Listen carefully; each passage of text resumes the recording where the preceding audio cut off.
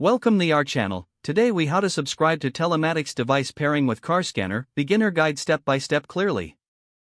To begin, ensure that your Telematics device is charged and turned on.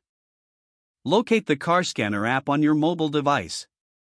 Open the car scanner app. You will see the home page with various options. Tap on the settings icon, usually located in the top right corner. Look for the section labeled Pair Telematics Device. Select this option to start the pairing process. Make sure your Bluetooth is enabled on your mobile device. Your app will now search for available devices. Wait for your Telematics device to appear on the list. Once it appears, tap on the device name to initiate pairing. A prompt may appear asking for confirmation to connect. Proceed by selecting OK or Yes. After confirming, the app will attempt to connect to the device. This may take a few moments. Once successfully paired, you will receive a notification. Now, you can access various features of the Telematics device through the app. Explore the dashboard to familiarize yourself with the available data. Adjust any settings according to your preferences.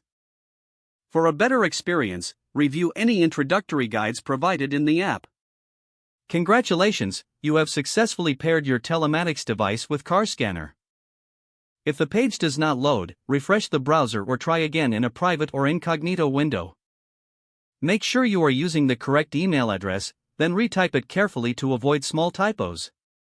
If your password is not accepted, use the reset option and create a new strong password you can remember. Check your spam folder for verification or security emails, then complete any requested confirmation steps. Enable two-factor authentication if available to improve account security and reduce unauthorized access risk. After signing in, review your profile details so your contact information and settings are accurate and current.